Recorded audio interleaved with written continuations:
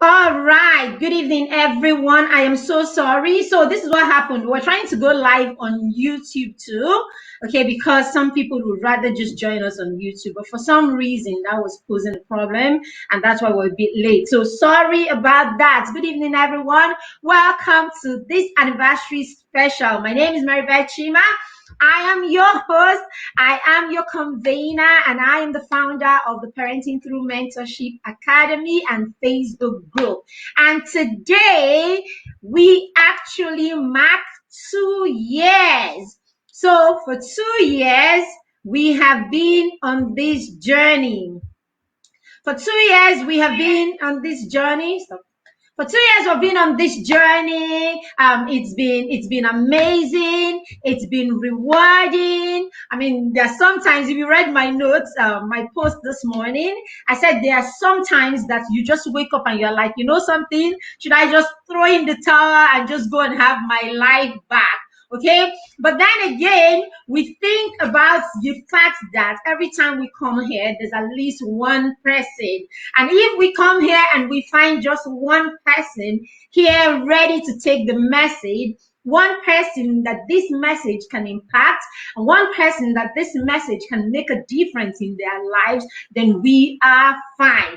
And so I said yesterday, we do not take the credit because we can show up every day in the last 2 years simply because you were here. So you are the reason that we show up. And so that's why we decided to put this together to say to you, thank you. We appreciate the fact that you are here every time we show up to support and to share in this message, and then to carry this message out and spread it. As I said yesterday, if we are going to achieve a better society for the next generation, if we're going to achieve a better world for our children, then there is a need to be intentional about our parenting today. It is something that we cannot joke about. We cannot achieve it. We cannot bring up holistic children. We cannot bring up children who are focused, children who are pursuing or are searching for purpose. We cannot bring up children who are living a purposeful life if we are not purposeful ourselves, or if we are not intentional about helping them. At the beginning, if you have been following me, you would have heard, you would know by now that I'm very big on purpose, and I'm very big on we as parents being the examples, right? The mentors, right? That our children look up to. So if our children are going to find their purpose, if our children are going to become that thing, or be that thing, or do that thing for which the Lord has created them for, then someone has to hold forth for them until they come to the fullness of time where they can take it on their own and go on to be everything that the Lord has created them to be. But if for some reason we miss it or we mess things up, what we have done is we would disconnect these children from being able to connect with that which God has created them for. And I'm sure I don't need to tell you what that means. We will all answer isn't it? So I always like to say that parenting is a partnership with God. The moment you see it that way, then you will wake up every day determined to make a difference in the lives of your children. All right, I see you, Chidima. Thank you for joining. If you are here, please let us know you are here. Don't just be in the background. Say something. Let's know you are here. Let us know where you're joining us from.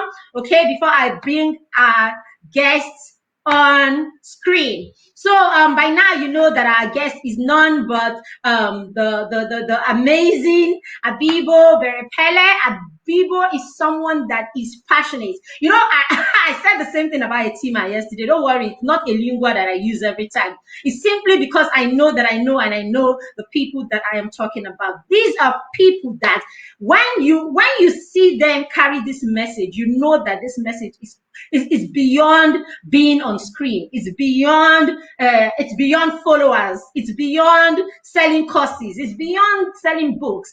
This message is from deep within. All right, so I'm just going to bring in him I'll bring him up on screen so that he will tell us a little about him, and he will run with it, telling us how we can deal with the issue of sex and in connection with our children's purpose. How do these things, how do we marry these two things, or how do these two things affect each other?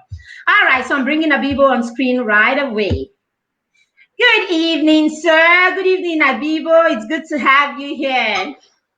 Good evening, Ma. Good to have you here. Happy 2 years anniversary to Thank Parenting you Through very Mentorship. much. I celebrate the good work you do, Ma. Thank you very much. It's good to have you. All right, so I was just telling them how passionate you are about the things that you do and all of that. So I said I was going to leave you to tell them a little about yourself. Please, can you go on and tell us a little that we need to know about you, so that we can we can All put, right. the pressing to the face, right? Thank you. All right. Thank you very much. My name is Abibo Berepele. I used to be the mess that the mercy of God met and turned into a message. I Wow. often say that because of the experiences I had as a growing up young child and a young man. And I'm so grateful that Mary Beth is talking about purpose, because purpose is the reality of life. You were created for purpose, and lack of purpose is lack of living. And when we understand the core, which is purpose, it defines everything about what we do as individuals and what we do as parents. I wish I was talking about purpose tonight, but thank God I'm talking about sex and the boy sex and purpose. All right, so I'm a parent and teen coach and consultant. I'm an addiction therapist. I'm a student development expert. I work with parents. For 18 years, I've been working with teenagers, and I've seen a lot of them move from just being teenagers to being fathers and mothers, being pastors and reverends, being called into several aspects of ministry, including certifications and other part of it. And I am the author of several parenting books and two teenage books, one of which is I Wish I Was a Virgin, and then the other is The Unique Teenager. I am the founder of Parenting Generation Teen Mentoring Academy, and my course and my product is what we call Project Nurture, where we go to schools, impact the life of young people. And I'm always excited when I have the opportunity to share with parents, share with teenagers, and share with family. Thank you very much. I won't want to take our time introducing myself. Thank you so much. So many feathers to your hat. Thank you very much, Mr. Oh, Abibo. All right, so I'm going thank to leave you. the screen for you. But before I leave the screen, because I don't want to interrupt you, I want you to do your thing. Before I leave the screen, I would just ask this question. You know how it is, right? In groups like this, we know that, I don't know about your group, okay, or other groups that you belong to, but in my group, the population of women, okay, or the what do you call it, statistics now, I have like 80%, like over 80% of the people in my group are women. And then we all know we work with parents, right? So we all know through the work that we do that women are more involved in parenting their children, especially before they are teenage, because most times it's when they become teenagers that we see the husbands come in many cases. So it simply means that it's the mother that will have to talk about sex education, or have to start the sex conversation with the child and all of that. And many times, because we are women, it's easy for us to have this conversation with the girls. It's easier for us to have it with the girls because it's more authentic. I'm talking to my daughter about menstruation, about crushes, about how you feel, about dealing with all those feelings, and I can do it because I've been there and I've done that. It's my thing, it's my space, and it's my expertise by virtue of the fact that I belong to that gender. Now, some women have to now put themselves in place to do the same thing for their boys. Now, let me leave you with a question. Is it the same way? Is it the same thing? Is it the same way? Let's say my first is a girl and I've dealt with this and she's 18 now. We're cool. We started and now my boy is 8. Am I to do the same thing I did with my daughter, with my son? With my daughter, yes, with my son. All right, thank you very much. I Um, would say in this conversation, we're going to get into several things that are needed, but we're going to stay in track.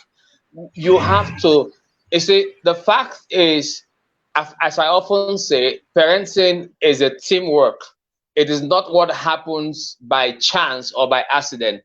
And if the husband is not there, it does not mean the child should not be sex educated. So the boy has to be sex educated by the mother. It is one thing not to know, it is another thing not to know and not to learn. And then is another thing not to know, not to learn, expecting this good result. So you as a father or your mother, sorry, who knows that the husband is not there, all right, to parent or to have the sex conversation with your boy, you have to come up and then learn it. And also you need support, you need coaching, you need mentoring, where your son can be, having access to a mentor, a coach, a male mentor, a coach that can give that support or assistance. Practically, I can say one of the biggest problem in parenting today is the absence of a father when he's still alive. And that's why I always say this: parenting is a teamwork. So many of the men say this, that they are going out to look for the bread of the family. They are called breadwinner. In my relationship and my about to wed, I often say this to the woman I want to marry. I say, look, nobody is a breadwinner in our family except God. God created man and woman.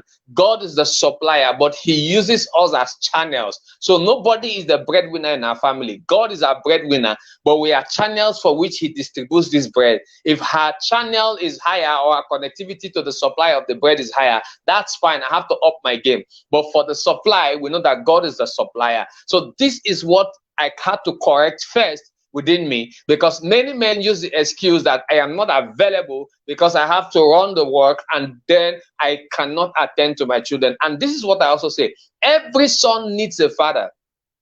Every son needs a father. And that's why the effectiveness of parenting is starts with relationship. I often say this, and I say it to everybody that wants to hear. Parenting is about relationship, responsibilities, rules, and reward. And you cannot effectively have the sex conversation with your son until you have first built relationships. So I would begin by saying that parenting is about relationship, and parenting is a journey and not a destination. For you as a mother, you need to understand that because the male is not there does not mean you cannot do the work of talking or having the sex conversation with your son. So you have to first understand this, that you need to understand your son, your time, and their timing, and how to create the conversation. I don't know if I have to continue like this, Mary Beth. Please let me know so I can dive into my topic. If I've been able to answer, then I can dive into my topic. All right. If you're here, please just let me know so I'll be sure of yes, what you I'm doing. you have absolutely answered the question. Go on, just go on. I'll come back. I'll come back at interval and then to ask questions. Thank you. All right.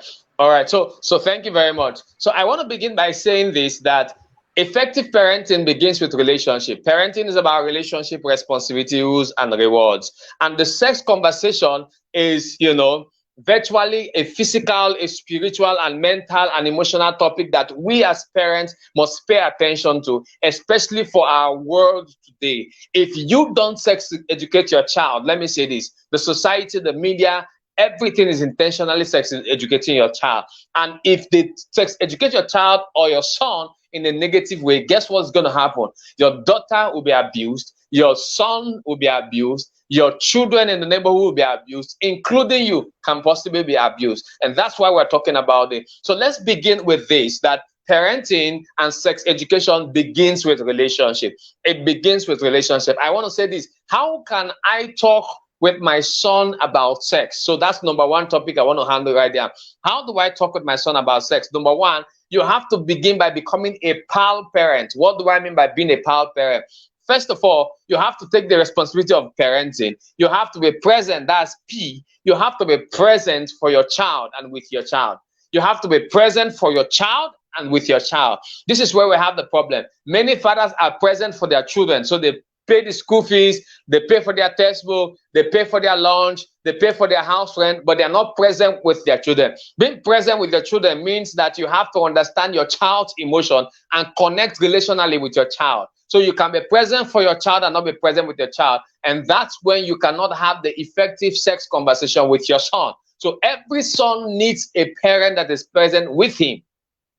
Without being present with your child, you will not understand the emotional need of your child. And once you don't understand the emotional need of your child, which is basically, there are three basic needs of your child. Your child needs to feel loved. Your child needs to feel accepted. Your child needs to feel significant. It is in these three basic needs that you can have effective conversation with your child. So you have to be present. You cannot replace your presence with your presence, meaning you cannot replace your presence with your gifts. Your child needs gifts, but you're the greatest gift your child is looking for. Male or female, understand this. You are the greatest gift your child is looking for. Number two, you have to be available and accessible. What do I mean by that? There are many parents that are just at home but are not available for their children. So there are many parents that are home, they are seated with their children, but they're not available. They are either with their phones, or they are, autocratic parents, or they are indifferent parents or permissive parents. So you show up in the house, your children have to run into the room. You are an instructor, you just give instruction and you don't understand the child psychology and the child transition system.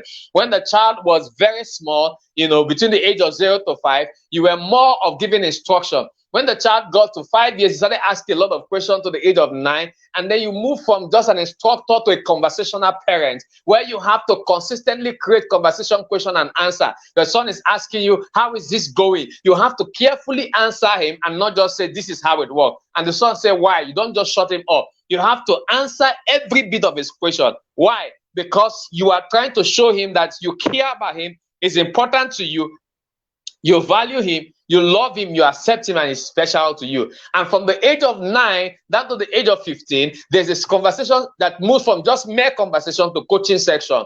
Because at that point, your child is looking for his own identity and independence.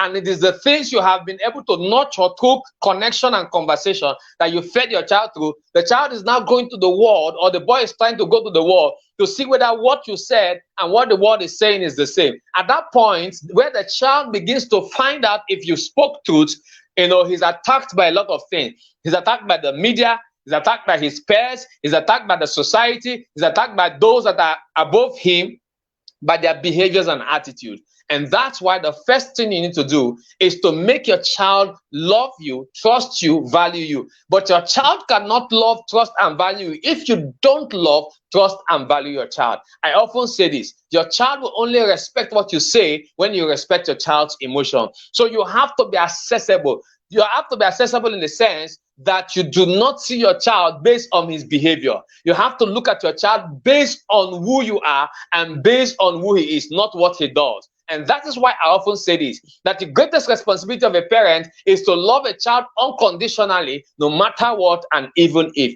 When your son knows that you love him unconditionally, no matter what and even if, your child or your son will be available and accessible, and also you will be available and accessible. Let me say this: available parents create available children.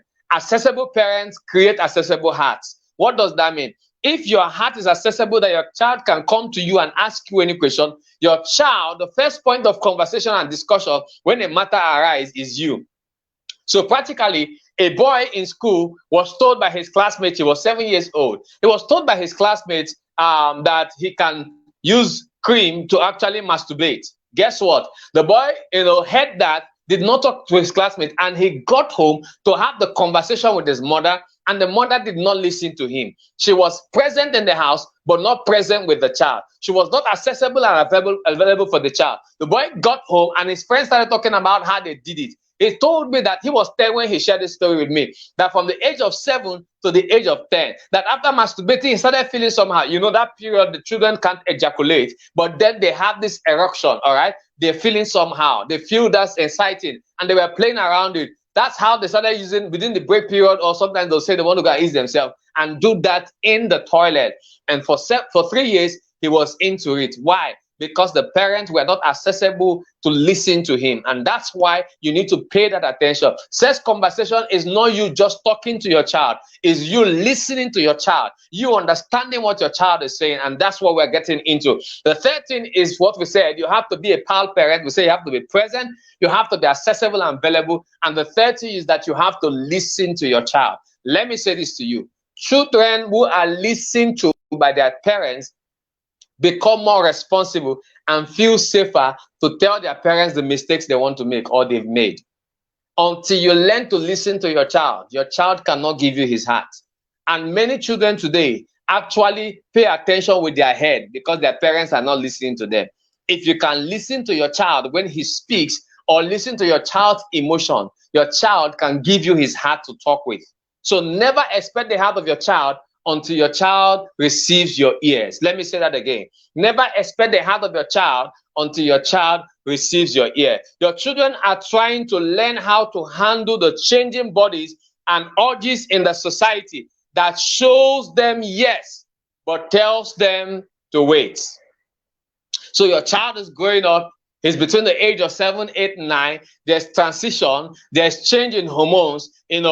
Those days, the hormones were changing between the age of 12. But today, even at the age of 8, a boy is having pubic hair. All of those changes are happening. And you have to have education in the child transition system so that you can be able to effectively communicate these things while the child is growing up. So this is it. Like I said, if you can't be accessible and available, when the child is having some, pubic hair both on the armpit and in the private part, and the boy wants to be talked with, and you don't respond to the child, guess what? He's going to look for somebody else, and that's how the child can be sexually abused.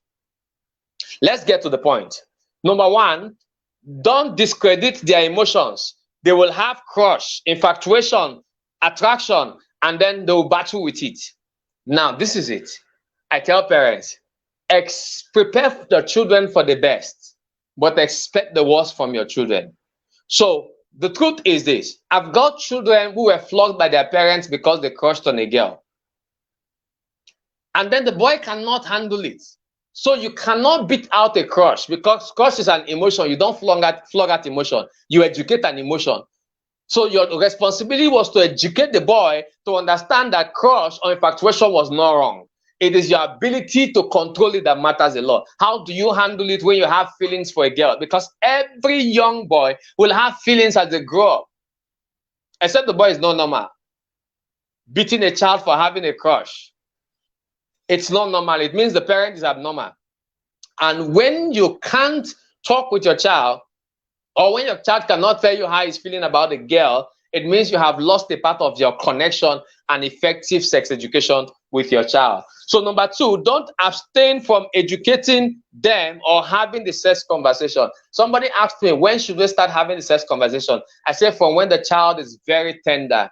You need to talk about the private part is private. Don't let anybody touch your penis. Don't let anybody get to you have to have this conversation. As a child begins to grow, you move from just telling them private part is private. All right. So you have to start the sex conversation. When they are toddlers and kids, teach them about protection from sexual abuse and introduce the gospel of God's love to your family. As they become adolescents, talk the real talk. Tell them, look, because you are a guy, you're going to have erection. And they ask you, what is erection? You begin to explain it to him. You have to tie it to God's foundation for sex. I'm going to come to that, because I often tell my teenagers that sex is sweet, but fornication is not sweet. They need to know the difference between sex and fornication. Sex is what God designed for a husband and his wife. So sex is for husband and wife. Anything outside of husband and wife is not sex. It is either premarital sex or sexual abuse. It is either fornication or adultery. How should they be climbing a tree that is made for husband and wife? This is what I want you to know. The third thing you need to know is you have to find out what they know about sex, what they know about pornography, what they know about LGBT, what they know about masturbation. Let me say this to you. I think that was 3 years ago. I saw this 7-year-old boy and 6-year-old boy, and they saw a lady with a big waist walking by a corner. And this boy literally said, oh boy, we just catch this woman and fuck her. See, that's her waist set. And I was like, what? Guess what happened? I had to look into the environment there where they stayed. Many of the girls were street hawkers. They were sex hawkers. Many of the girls also, the small girls, were hawking things on the street and they were having boyfriends. One of the times I was passing there, I saw young people literally watching pornography just in front of their houses, and their parents were just beside them, and nobody said anything. So I realized, I understood that the environment has actually deceived a lot of these people. And let me say this to you. The media is intentional about capturing our children. And that's why you have to pay attention. You have to listen to what they know. You have to ask them questions intentionally. So tell me how you feel about when you see an opposite sex.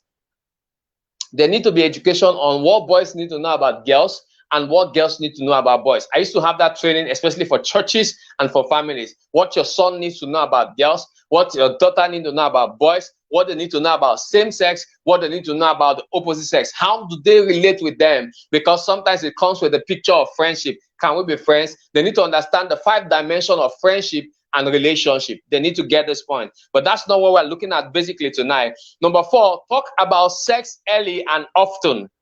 Talk about sex early and often. In my book, The Sex Conversation, I told parents how to begin the conversation. You have to talk about it early and often. Don't shy away. I say this to you. If you think it's too early, then you might soon be too late. If you think your child is too small, the problem is not just that child is too small. The problem is you really don't know how to start the conversation well or early, and that's why you need to learn. All right? Number 5, avoid sexual conversation that are all don't. Don't touch a girl. Don't kiss a girl. Don't have sex. Don't do this. If you tell a child not to and you don't teach your child how to handle his emotion when he has that feeling, you have not taught the child. Let me say this. Instruction without effective understanding and education is not instruction. Don't. What are you telling him not to do? Why are you saying he shouldn't do it? What about when he has the feelings? What should he do? You have to empower your child on dealing with his emotions rather than just saying don't. I know a boy whose mother told him not to touch a girl, that she's going to get pregnant. He touched a girl in his class, he never got pregnant. She never got pregnant. He hugged girls in school, they never got pregnant. He kissed girls, they never got pregnant. He started having sex with them and they never got pregnant because the society told them how to use condom. Don't is not a sex skill, sex educational skill. It's not. Don't kiss a girl, don't have sex, don't stay late. No, teach them how to handle this thing. Why you tell your son not to? Teach him how not to. How not to. Not just not to. Teach him how not to. All right. Number 6, teach them what they can do to be sexually healthy and deal with their sexual urge and pressure.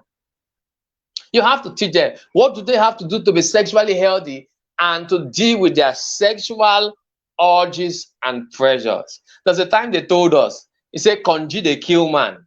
When we're growing up, I'm going to share my story, how I almost became a father at the age of 14, because it's practical thing that you need to realize that boys are under sexual pressure. I escaped gay.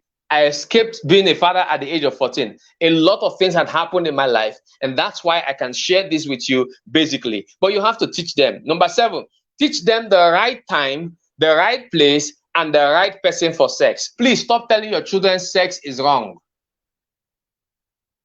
Tell them why sex is right, who sex is for, the right time for sex, the right person for sex. All right? Teach them the place for sex, the time for sex, and the person for which sex should be had. What's the place for sex? The place for sex is in marriage with husband and wife. What is the time for sex? The time for sex is when after you're married with your husband and or your wife. Who should you have sex with? With your spouse. What if you feel like having sex with somebody that is not your spouse? It's a feeling. It's just like saying, what if you feel like shooting yourself? Would you shoot yourself? What if you feel like eating shit? Would you just eat shit? They should understand that, listen, gun is not bad, but it is not good for you when it is not good. Or to say, sugar is not bad, but bringing in sugar into, let's say, soup or stew, saying, oh, it is sugar, I like sugar, so let me use it to make soup.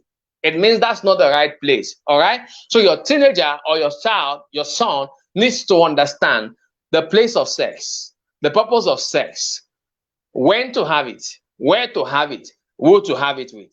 These conversations are necessary. You have to be trained on this conversation. That's part of what we're going to do in our series. I'm actually not here to give you all the things at once, because in 1 hour, we can't be able to exhaust these, all right? But I need to tell you this. You are responsible for the first 18 years of your child's life. You can't force it to happen. You have to train it to happen. Sex conversation is not forced. Sex conversation is created. Sex conversation is trained. You can't force your child to be responsible. You have to train up your child to be responsible. Train up your son in the way he should go, not force up your son. If you try to have sex conversation by force, you will end up raising a pretentious child that will secretly do the sex mess up. All right? Another thing I will tell you is, please be a parent that can forgive and forgives. In fact, let me say this to you. Let your child see you like one that is not judgmental and critical. No, I want to put it in a better way. Your child should be free to be vulnerable to you and not be judged. Your child should be free to be vulnerable to you and not be judged. If your child can't tell you how he feels and not be judged, then you are not a parent. Sorry, I'm using that hard word. Or you are not parenting right. That's a better word to use. What's number 8? Teach them that they're going to feel like having sex. They're going to feel like dating. They'll possibly feel like kissing. But that's the truth. Don't tell them, oh, you won't feel it. It's a lie. I remember the mother that was praying, Lord, let my son's penis don't rise. Or, how do you can rise, yes, till he gets married. Let my son's penis never rise till he gets married. I looked at the woman. I said, that's big ignorance. Why? Because her husband was messing up around. And I asked the question, did marriage stop your husband from messing up? If marriage did not, then what is the essence of that prayer? Let me say this. With good intentions, you can parent wrongly. With good knowledge, you cannot parent wrongly. So seek knowledge. It is in knowledge and understanding you can effectively have the sex conversation with your son. It does not just happen. You have to be intentional. And let me say this to you. As your child begins to grow up, you have to be real. You have to be vulnerable. You have to use stories to teach them the lessons. Practically, I'm going to tell my children how I almost messed up at the age of 14.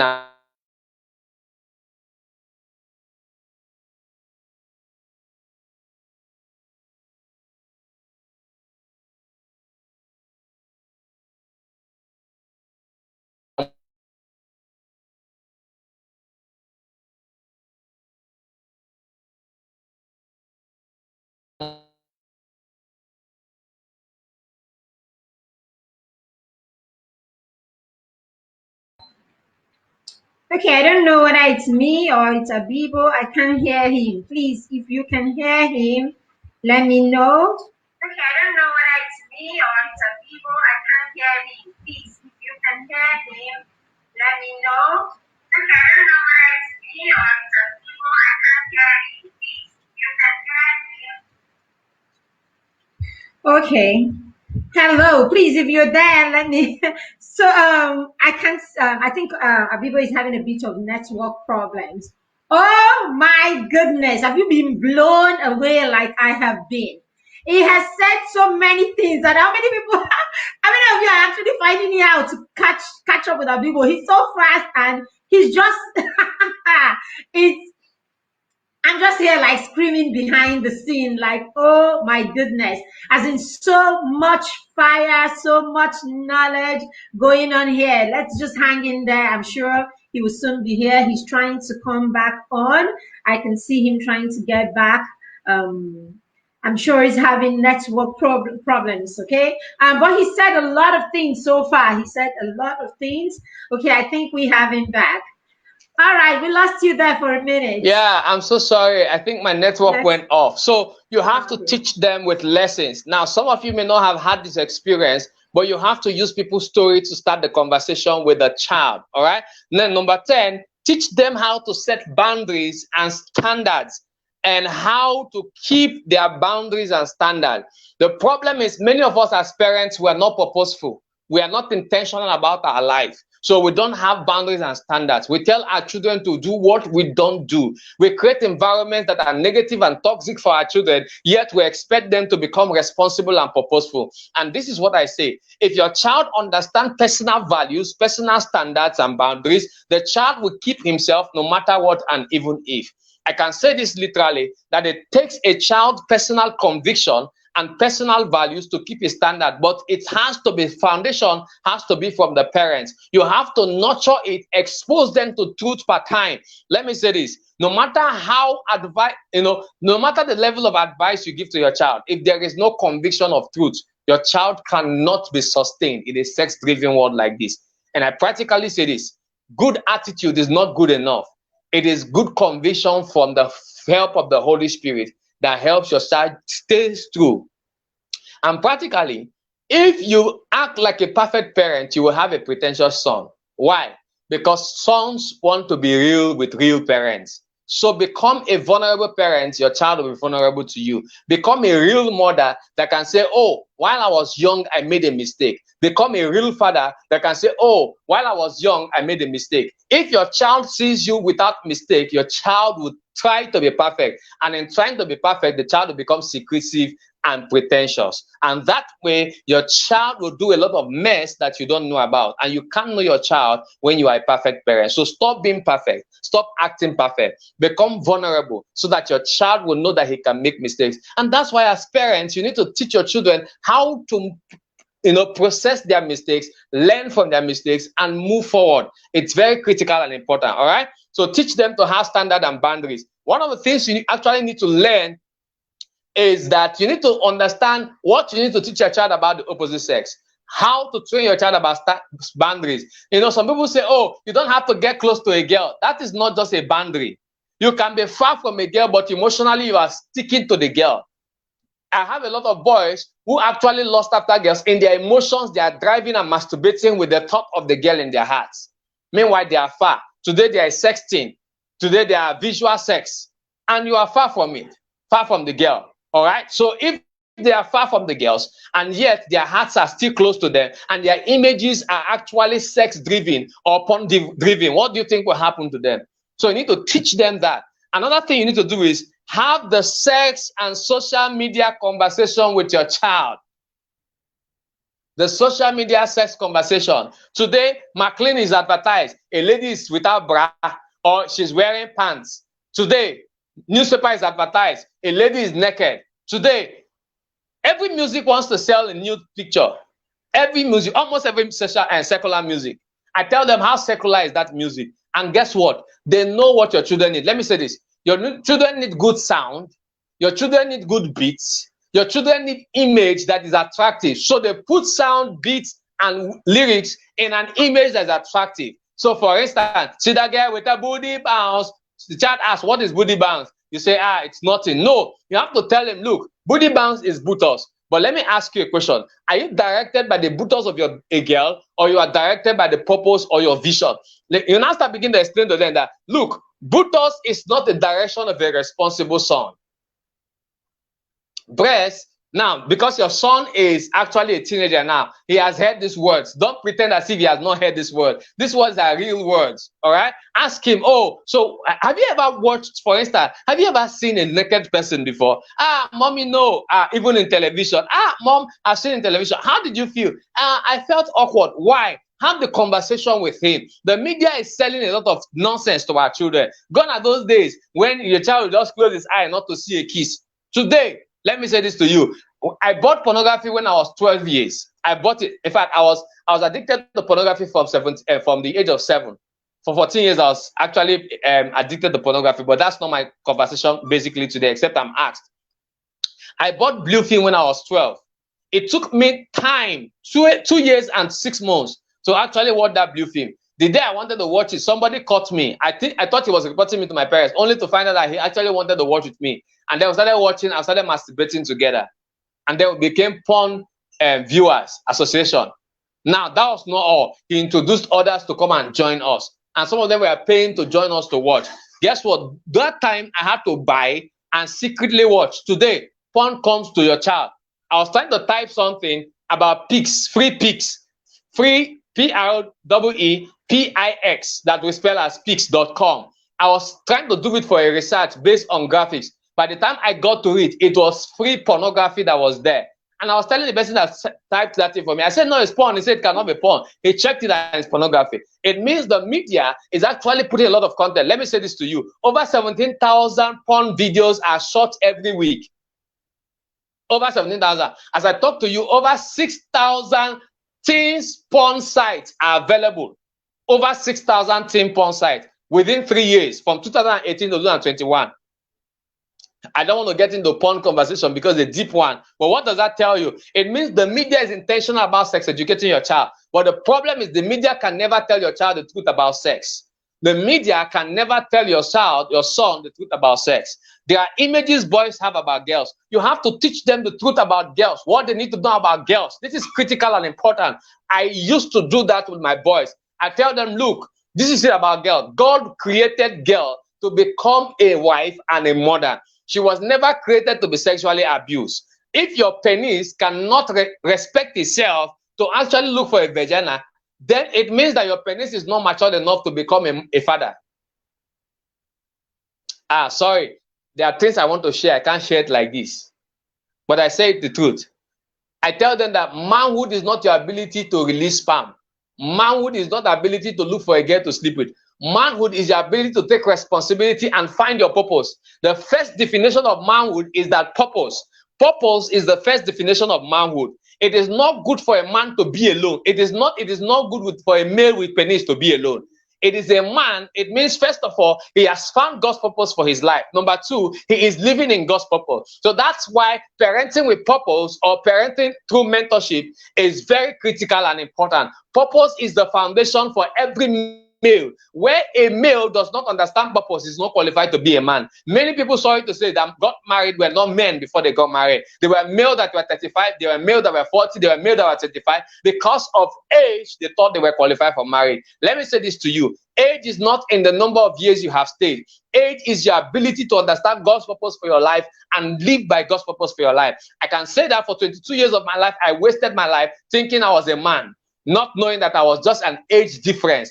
Different age every year rather than becoming a man. All right, please let me not go too far in that, but it's very critical. And then the next thing is that you have to live by example. You have to parent with your attitude. You have to parent with your character. You have to parent with your integrity. I have a lot of mothers whose words are actually teaching their children to become gossip. Their words are actually spoiling the mind and emotion of their sons. I have a lot of mothers who sleep around with men and their sons observe them. What kind of environment do you create in your home? What kind of environment? What kind of mother are you? What kind of father are you? All right. You have to listen more than you tell or teach or correct them. That's about number 10 or number 11. You have to listen more than you tell, teach, or correct them. If you don't know what your son knows, then you cannot effectively educate your child. All right. I'll just pause a little while she will come in, then I'll go to the next phase of our class, except she gives me permission to go on. I have how to talk with your son about sex, how to set the stage. Abibo, you have blown me away. As in, I am struggling between my phone and taking notes. As in, can you hear me? Yes, ma. Yes, ma. I can. Sorry. I said I'm struggling between my phone and taking notes and all of that because you're just pouring it back, left, right, and center. Thank you so much. I mean, people are raving in the comments like fire, they're burning and all of that. So thank you very much. The question I was going to ask you anyway is, how do you start this conversation, especially for women who are at the forefront? So I think our minds are working together. So shoot, that's the next question, really. All right. So how do you start the conversation? You need to know that God has given you a child for a purpose, and you have to nurture the child to fulfill that purpose. First of all, start the conversation by knowing who God has given to you. So this is what I tell parents. This is where many of us have become faulty. When you asked for a child, who did God give to you? Did you write it and say, this is who God gave to me? Now, Isaiah chapter 6, I think Isaiah chapter 6 or Isaiah chapter 9. Unto us a child is born, unto us a son is given. The government shall be upon his shoulder. His name shall be called Wonderful Counselor, Mighty God, the Everlasting Father, the Prince of Peace. Of his reign there shall be no end. Hannah looked for a child. God gave her a son, and she knew his purpose. Sarah looked for a child. God gave her a son, and she knew his purpose. Mary was there. An angel of the Lord came to him and said, you shall bear forth a son. His name shall be called Emmanuel, mean God with us. He shall be a savior of the world. Mary took this picture in nurturing the child, and she called him Emmanuel. She called him savior of the world. She called him Jesus, the savior of the world. She consistently created that conversation based on who he is. First of all, I will say this. If you don't know who God gave you, you will parent your child wrongly. So the foundation for effective conversation is, first of all, knowing who God gave you. Because let me say this, your ignorance of who your son is the devil's advantage over you. The next is, because you know who God gave you, the devil will attack. For the fact that Jesus was born and Mary knew who God gave him, Satan used Herod to attack. God spoke to Mary and Joseph, and they took him to Egypt. Why? Because for every son that is born, there's an attack. Why? Every son that lives in God's purpose depopulates God's kingdom and Satan's kingdom. So the devil will always fight for your son. And that's why you have to fight for your child. You have to fight with, first, the place of knowledge, knowing who God gave you. Next, the place of consistent conversation and relationship. Build quality relationship with your son. I can say this, many sons who get into sexual promiscuity is because they lacked real love and lacked real connection with their parents. I say this for free. You cannot have real emotional connection with your son, and your son easily goes to misbehave. So the relationship is key. Love your child unconditionally, no matter what and even if. In fact, let me say this. Love without education is not love, because love will drive you to get education on what to teach your child and how to teach your child. It's very critical and important. So learn it. Learn it. How do I build the quality relationship with my child? So you build the relationship where you and your child begins to flow and share moments together. All right. So when the child goes to school and come back, hey boy, how are you? Create the conversation, create that relationship, create the connection. All right. And then build that system where your child can tell you, all right, so what didn't you like that happened in school today? Who actually did something that wasn't nice? Who were you kind to? By the time you start with these things, you have given the child access to your heart, and you've had access to the child's heart. You don't just start with the talk, you start with the connection. You have to connect to converse. So if you miss that part, I can tell you, it's difficult. It's like a woman who was emotionally, disturbed within the office, or she was so tired within the office, and she just showed up, and the husband say, I want to tell you what to wear tomorrow. I want to know. The woman will never listen. She's just saying this guy does not understand. But if it comes out, oh honey, he gives her a hug, and then maybe there's water for her to bathe, or he massages her back a little, and they start having little conversations, making her feel nice. What happens is she's actually ready to talk even when she's tired, because there is this connection, love, acceptance, and significance. She is his attention. Okay, she is his priority at that moment. So your child should be the priority. It is not just what you want to tell the child. It is what you want to hear the child say to you. So start the conversation that way. All right. Then you can now move into having the conversation. Don't throw it like sex. All right. Sex. Our title today is sex. Throw it from, so how are you doing? What exactly is happening around you? As you're growing up, are there changes you've noticed in your life? Ask questions. It is through questioning you can be able to chip in and relate. All right. Then another way too is through movies. You can have a family movie together where you can learn from. Sometimes I do that with my teenagers. I just have the movie sit out, and then I want to teach them a particular value. Maybe look, crush. How crushes are happening, how sex is happening, how guys are getting into pornography, how they are getting into drugs, marijuana. I take movies that are child related, that they can learn lessons from, and I build that conversation from there. And then we start asking, so what didn't you like about that movie? What did you see? Who was your cast? And then we begin to narrate the movie. Over time, what happens is the child is beginning to pick some image from what he saw in the movie. There are teachable moments. There are lessons the child can learn from that. So you need to do all of that together. Now, let me say this to you. You have to understand that if you don't do these things, then the conversation will not work. You will only be talking to yourself. You will be talking to yourself. Assumption is not an effective parenting skill. Don't learn it. So don't assume that you just say it and the child hear, and you can't force the conversation to the hearing of your child. So I think I've answered that question. You start by building relationship, start by sharing stories, continue going to know the child's emotional, position, and then as the child grows, begin to find out, okay, what's happening, how is he relating with girls. There's a negative picture that the society had taught boys about girls. Number one, the media had told boys that girls are just things. Things, things. Girls are there for sex. But that's not the truth. You need to teach your sons how to respect female, how to cherish and value female, how to build relationship, friendship with opposite sex with good motive in mind. And finally, let me say this to you. You have to sow the seed of God consistently in the heart of your child. Except the Lord builds a child, the parent that builded in vain. Except the Lord watch over a son, the parent that watch over in vain. I can say this practically to you because my mother is the source of my celebration today. I'll practically give this story. It's part of the things that happened to me. I have a lot of stories to share about this, but let me just give this particular one. The praying parent will always celebrate the future of his child, no matter the mess and the mistakes. I remember, I think I was actually 7 when my mom started praying. Which word would I use? Seriously, for me. That day, it was close to our inter-house and it was close to Valentine. Valentine is coming. Where is your boyfriend? Where is your girlfriend? Hey, whoa. Don't mind me, I can kill a lot. And then everybody was like, oh, I have a girlfriend, I have a boyfriend. And there was this particular girl, my friends were always telling me, oh, this girl likes you. There was this crush. She was the most beautiful, attractive person to me at that moment. She's admirable. She's intelligent. She came in from a Christian home and all of that. She's so attractive. She has the shape, and people were just competing for her. But my friends will always tell me, oh, she wants you. She's always talking about you. So my friends were always putting the words in my ears.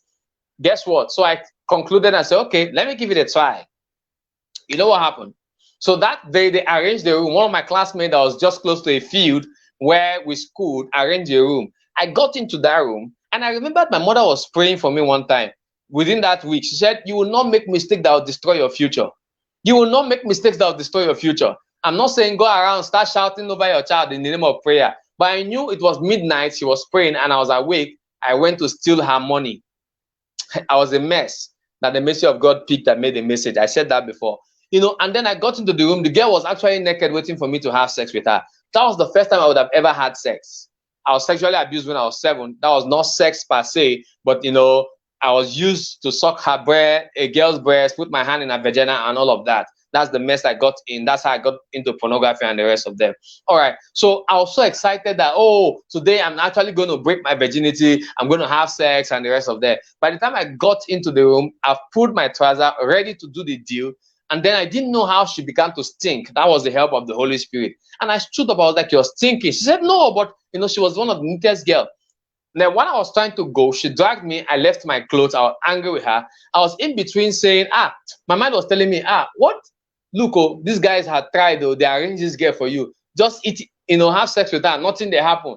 If you go outside now, they're going to say you're a Jew. And they told me, sorry, if I don't have sex with her, I'll not join the club. And then I liked football and other games, and we're all part of the games. I finally came out and told them I'm no longer interested. I don't want to have sex with her. They got angry. They created another opportunity. I refused to attend. Let me tell you the truth. I did not know that this girl was already pregnant. They tried abortions that did not work. She was 12 already. They tried abortions that did not work. And then, okay, she was 13. Sorry, I was 14. They tried abortions that did not work. And they were looking for who is going to be responsible because the boy who she slept with denied the child. It was later I knew. Now, what helped me, it was not just my parents' advice. Advice without the power of God is a waste of time. It is good you counsel. It is good you teach. It's good you nurture. But there's always someone that can help in your absence, and that's the Holy Ghost. Sorry, we're Christians here, I believe. If you're a Muslim, I apologize for it, but that's the truth.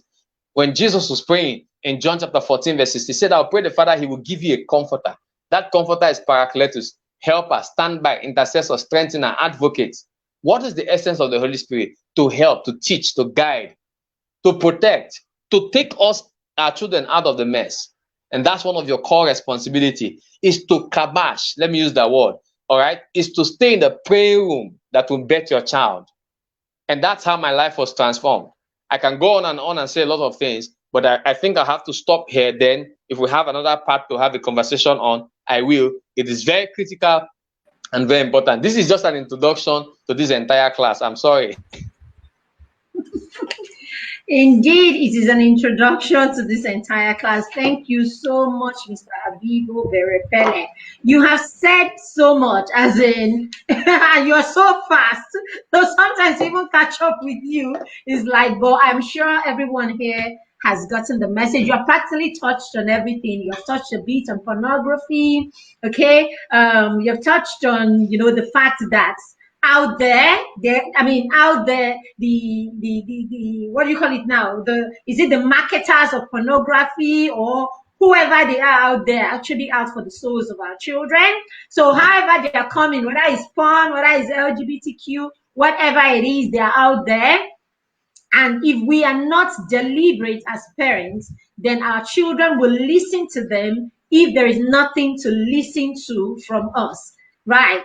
So thank you so much. I'm going to look around and see. I'm going to just check in the comments if there are questions, so that we would ask you these questions. Please, if you have any questions, put them so that he can answer the question. But most of what we have here is people, trying to re-echo what you said. I mean, have the sex and social media conversation with your child.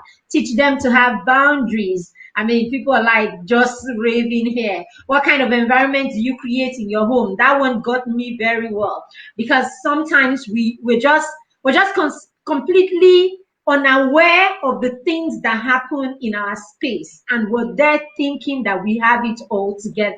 I was speaking to a young person the other day, and then she told me a lot of what went on between when she was a teenager, a preteen and a teenager, and her parents did not have the slightest idea. And this was right there at home with them. So, it's not being involved, present, as you said, not being present with them and for them is actually like, it's huge. Because it's very true what you said. It's very possible that you're there, you're present. You're present, you come in, you bring presents to the house and everything, and you're not giving them a listening ear. You're not listening to them. In that way, of course, you will miss so much. All right, so I can't see any questions. I can't see any questions yet, okay?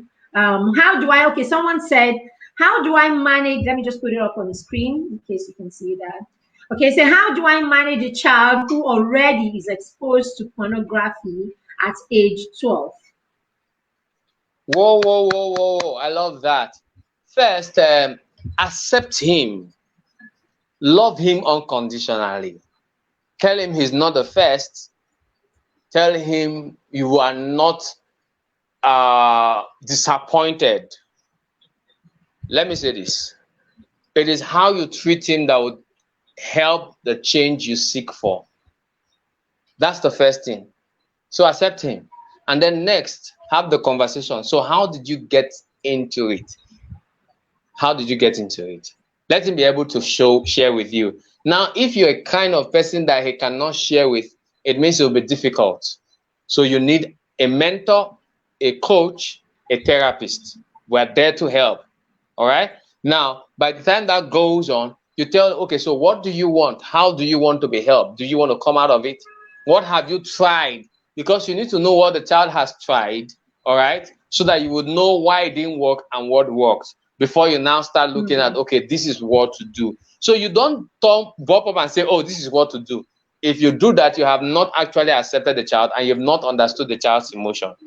So first of all, there's a way. How I've been addicted to porn for 12 years, or I'm 12 years old and I'm addicted. Oh, wow. Really?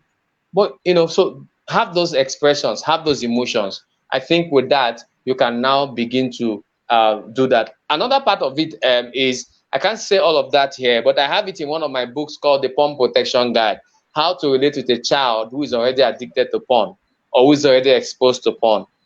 You have to explain to him what pornography is. You have to show him, because they were trying to use pornography to fight a feeling, or fight absence, or fight loneliness, or fight anger.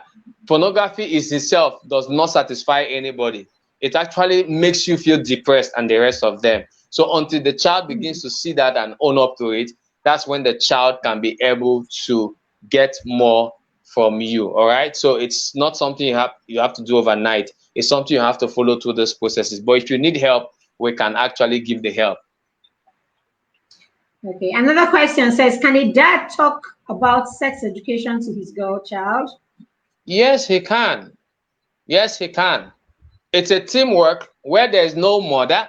Of course, the father can. He also can need support from female, but he can.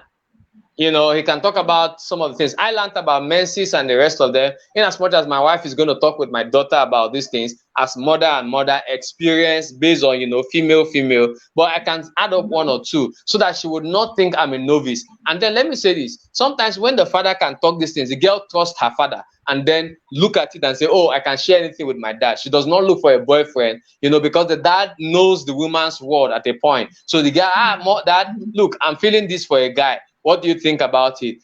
Look, guys have feelings too. When you show the guy you're having this feeling, the guy can start playing with your feeling. Before you know it, you mess up. So you see, the conversation is real.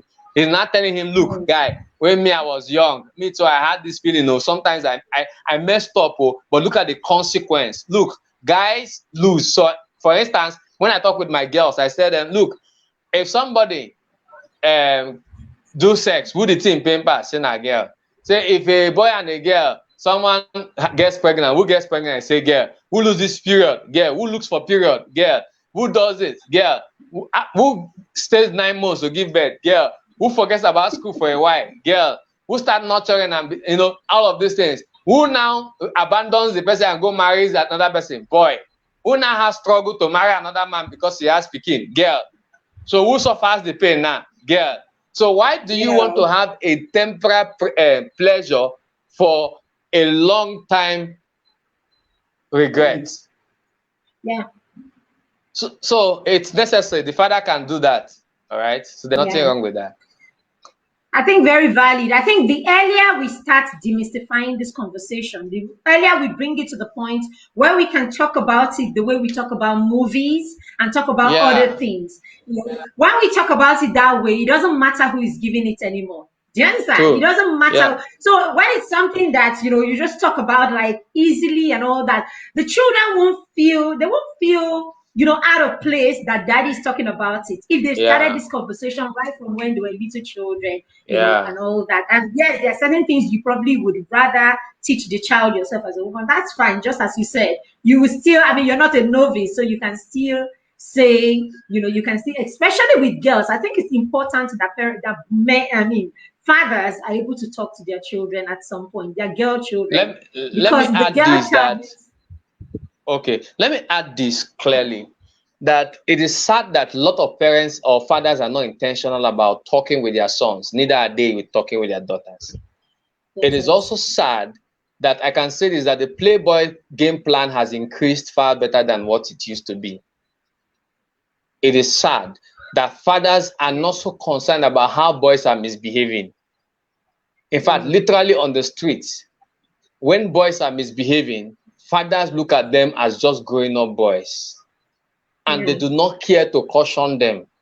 So sometimes people get surprised when I have to create conversation with these teen boys that are misbehaving and then try to create that conversation for correction. Some of them get angry. Forget them. I'm not going to leave them at their own turn. Not be their life. And I say at the detriment of a girl, at the detriment of our daughters. So I used to say this. Fathers have to come to know that parenting is God's call. When you were a pregnanting woman, it was not for you to go and look for money. It was for both of you to take care of God's assignments. Let's stop it as men. It does not make sense. It does not help. there's a missing place in the woman's heart when the husband is absent.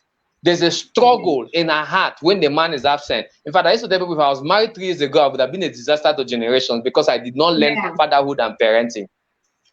Because you have money, you can buy a car, you can build a house, you went to marry, and then you got it. No, that's why your children or your sons are not becoming responsible, because mother is thinking of the absence of the husband, and she's thinking of how the boy is growing. How can I now deal with these things together? And the pressure is high. Before you know, she starts yelling, she starts nagging. It's the pressure that you have given in your absence that is attacking her. And then if she does not understand emotional intelligence, it worries the entire family. You only come back to start yelling and nagging and start beating the boy to show that you're a man. No, manliness is not position. Manliness is responsibility. So let's take our responsibility as men. Let's come back to the place I understand that God gave me as a head. One of the proof of my headship is my ability to submit, learn, understand, and work as a team leader to ensure that these things, emotional balance, sexual balances, are done, both the spiritual one.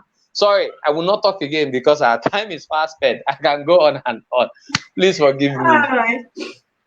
You have said so much, and we are so glad that you could find time to be with us today. We have learned so much. Chidima said, my husband comes at a point, comes on a point of preaching to them, then brings sex conversation. So I think it's probably he's preaching about other things, and then while they're at that, then he now brings in the sex conversation. That's fine. What do you think about that? It's okay, right? It's not completely bad, as long as you are not trying to thou shall not. King James, thou shall not sex education. It is a conversation. Like you said, make it like the way you guys interact in movie. Let the children feel at peace with the conversation. In fact, if you are not peace with if you're not at peace and at rest with the conversation, then you're not even delivering the message. Exactly. Yeah. Exactly. It just means you're still projecting that. You are still projecting that you're not being vulnerable, and you will not. They won't be vulnerable with you because you're still coming from a place of perfection. If you want to tie it, tie it like that to the word of God, like you cannot, you shall not, you should not, and all that. So it takes away vulnerability, and then they want to now be perfect. Right. Yeah. So thank you so much. So Mr. Abibo has a lot. I mean, about 3 books, right? 3 books around this subject. And you mentioned, I heard 2. You mentioned that's the one behind. That's one of the pretty book behind it. That's the one I'm getting. That's the okay, right, that's, so I wish I was a virgin. I wish I was a virgin, right? A virgin. Yeah. So I wish I was a virgin. There's the other one, something about pornography that you talked about. The Porn Protection Guide. Good. How to protect your home from pornography. Yes, the sex conversation. Now, so for teenagers, we have these books for teenagers. One of them is This Thing Called Sex. 20 lies the media and their peers and society have taught teenagers about sex and what they need to know about it. Then we have I Wish I Was a Virgin. That's for teenagers. Then for parents, we have the Porn Protection Guide and then the sex conversation. All of these are very, very important. And I think knowledge is very important in this conversation. If not, we'll just be going in circles. Because really, it's one of those conversations that the fact that you were young and you're now old, that doesn't mean that you know how. It's one of the most difficult conversations, actually. True. So the least you can do for yourself is actually to empower yourself by having these things. When I wanted to talk to my son, when we started our conversation, I had to get books. Because he reads, he made it very easy because he reads. So on our way, while we're driving to school, he reads a chapter and then we talk about it. I am driving and he's reading, then we talk about it. So even your book, when I get it, is the same thing that will happen. We will read, and then it's easy to bring the fathers in too. If your husband is not hands-on like that, when he's driving them, they can, because the books are always, whatever book we're reading is always in the car. So when it's time, he just picks it and he reads a command like, Daddy, wait, I want to read something. He reads it and then they have the conversation. It's a good way to introduce this conversation, even for fathers who do not know how to go about this. So thank you. If you want Mr. Abibo's book, please just write in the comments. And he's a member of the group too. So he will see and he will respond to you. Okay, but just writing in the group, even if he doesn't see, we will tag him to the message and then he will see and tell you. Someone is asking, are they on Amazon? The books, are they on Amazon? Currently, no, we're working on that, but we're in seller.com. Seller.com.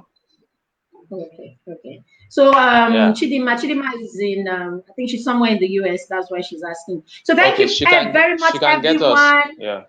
Okay, okay. So thank you everyone who made time to join us for this anniversary special. Thank you very much, Mr. Abibo. You cannot imagine how how thankful we are for this privilege. We feel honored. Thank you so much. All Thank right. you. All right then. All right, so everyone, that's the size of it. I said I wasn't going to talk this anniversary. I wanted the experts to come here and talk to us about sex conversation. I am very sure you have a lot to take away. Yes, just write. If you want the book, just say here and he will respond to you as per where you can get it. I can see someone asking, where can I get the book? He will respond to you. He will respond to you after this session. So thank you very much. So I'm sure you have been equipped on the sex, having the sex conversation with both your girl child and your boy child. So at this point, we do not have any excuse, because if we don't get this right, it is going to stand in the way of our children's purpose. And that's why we're doing this in the group, because purpose is very important to us in this community. Our children being in search for their purpose, and we as mentor parents supporting them to reach that purpose. So we need to take everything that could possibly be a block in their search for that purpose, in their ability to make baby steps to purpose. All right. So I'm sure by now, if you're in this community, you already have, or you have ordered for this book, Baby Steps to Purpose. We talked a little about sex in here because it's one of the things that can hinder your child's purpose. So this is where we're going to our children taking baby steps. So you need to have this book, and then this one, Mentor Parents, that's the book for you, so that you're able to support the child. All of this is working towards our children's purpose. So you order this in the group also, and then let us know if you want Abibo's book. All of these things, all these books, they come together. We need each of them to complement, so that we know that we are equipped for this journey. So if you want baby steps and mentor parents, just put baby steps and mentor parents also. It's everywhere in the group. And then if you want Abibo's book, just let us know the sex book, and we would refer you to Mr. Abibo Berkele. So thank you very much, Chidima. Some people, I can't see your name because Facebook is not showing me your name on StreamYard. So thank you very much for being here in the last 2 days. Happy anniversary to us again. Please invite your friends to the group. Let us take this message. Let us fly this flag high. The more parents we have taking this intentional journey, the better our society would be, and the better for your child and for my children. You heard what Abibo said. If you do not sex educate your boy child, your girl child is not safe. Even you are not safe. Your niece, your cousin, your brother, everybody is not safe. So it's not an option. It is a must. All right. Thank you very much, everyone. My name is Maribeth Chima. I am always super excited to be a part of your journey, and I do not take it for granted that you give us access to be a part of your journey. I will see you, is it tomorrow? Or we'll take a break tomorrow and we'll resume with our hangouts next tomorrow. Have a lovely, lovely evening. We will respond to all your comments, okay? All right. Have a lovely evening and bye. Thanks for joining again. Bye.